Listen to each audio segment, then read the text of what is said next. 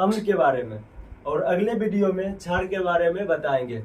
तो इसके पहले एक शायरी है, रख हौसला वो मंजर भी आएगा, रख हौसला वो मंजर भी आएगा, प्यासे के पास चलकर समंदर भी आएगा, यूं ना बैठे मंजिल के मुसाफिर, मंजिल भी मिलेगी और मिलने का मजा भी आएगा। तो चलिए स्टार्ट करते हैं।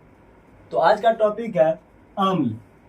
तो अम्ल के बारे, अम्ल का स्वाद जो होता है खट्टा होता है और बचपन में पढ़े हैं कि अम्ल जो है नीले लिटमस पल्स को लाल कर देता है, लेकिन जब सीनियर क्लास में आए तो इसका परिभाषा जो पूछा जाता है अलग तरह से, और इसके लिए वैज्ञानिक विभिन्न तरह के वैज्ञानिक आए जो निम्न तरह के परिभाषाएं दिए।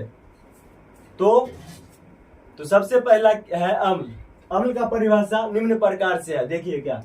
पहला है आर्हेनियस, वैज्ञानिक है आर्हेनियस के अनुसार अम्ल की परिभाषा, अम्ल वह पदार्थ है, अम्ल वह पदार्थ है जो जल में घुलकर H+ आयन मतलब हाइड्रोजन आयन या हाइड्रोनियम आयन देता है, अम्ल कहलाता है।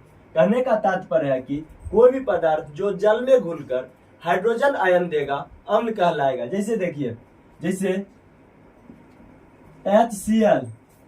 HCl है, इसको जैसे ही जल में घोलेंगे H2O में घोलेंगे, जल विलयन में देंगे जैसे, तो ये दो आयन में टूट जाएंगे, H+ और Cl- में। मतलब ये H+ दिया मतलब ये क्या है, अम्ल है। जैसे उसी प्रकार H2SO4 जैसे इसको जल में घोलेंगे, जल में जैसे घोलेंगे तो H2 मतलब दो हाइड्रोजन है तो 2H+ देंगे, कितना 2H+, क्योंकि हाइड्रोजन का जो संयोजकता होता है एक, और एक इलेक्ट्रॉन दान करने की क्षमता है इसके पास। तो ये, और सल्फेट का आयन होता है -2, तो SO4 -2।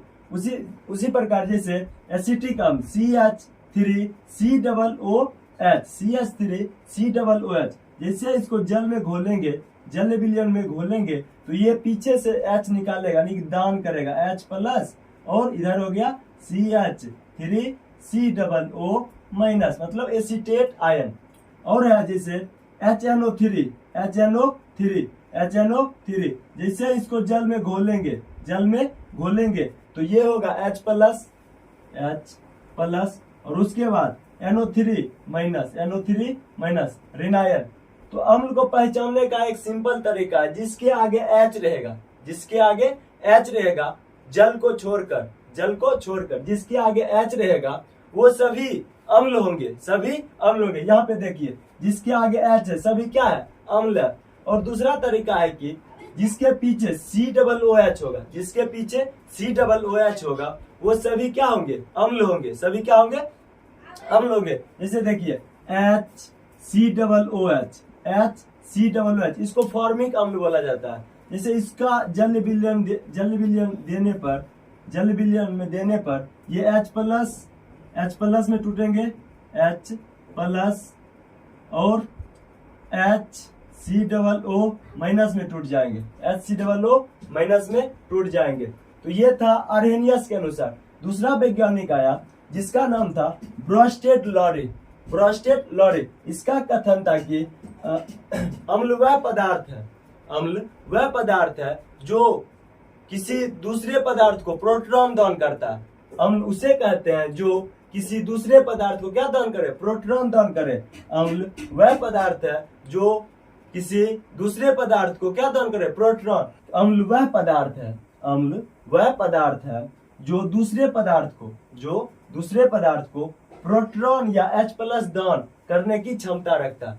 अम्ल वह पदार्थ है जो किसी दूसरे पदार्थ को प्रोटॉन या H+ दान करने की क्षमता रखता है। देखिए जैसे HCl, जैसे जल में घोले HCl टूटेगा आयन में, और H+ आयन इतना ज्यादा विक्रियाशील होता है कि जल के साथ फास्ट रिएक्शन करता है, बहुत फास्ट।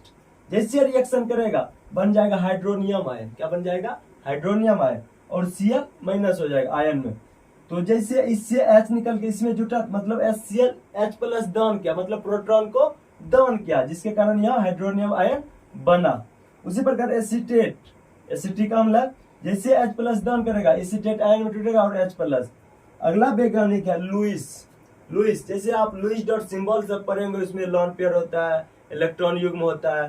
तो इसमें क्या होता है कि लुईस बोला कि अम्ल वह पदार्थ है जो इलेक्ट्रॉन युग्म को ग्रहण करेगा, मतलब इलेक्ट्रॉन पेयर इलेक्ट्रॉन को क्या करेगा, ग्रहण करेगा, और वह लुईस अम्ल कहलाएगा।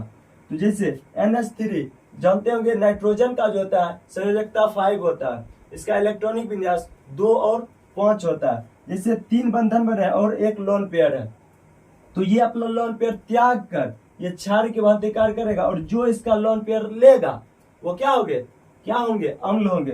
जैसे BF3, जैसे ये इलेक्ट्रॉन युग्म को दान करेगा BF3, जो लेगा ये क्या हो जाएंगे, ये हो जाएंगे अम्ल, ये हो जाएंगे अम्ल, और जो दान करेंगे वे क्या हो जाएंगे, क्षार, वो क्या हो जाएंगे, क्षार। मतलब यहाँ पे NH3 क्या है, क्षार, और BF3 अम्ल। तो तीनों वैज्ञानिक के बारे में हमने पढ़ा। पहला वैज्ञानिक था आर्हेनियस के अनुसार अम्ल वह पदार्थ है जो H+ दान करे, जो H+ देता है, या H+ जो देता है वह क्या है, अम्ल। दूसरा वैज्ञानिक था ब्रोस्टेड लोरी, अम्ल वह पदार्थ है जो किसी दूसरे पदार्थ को प्रोटॉन दान करता है, वह अम्ल कहलाता है।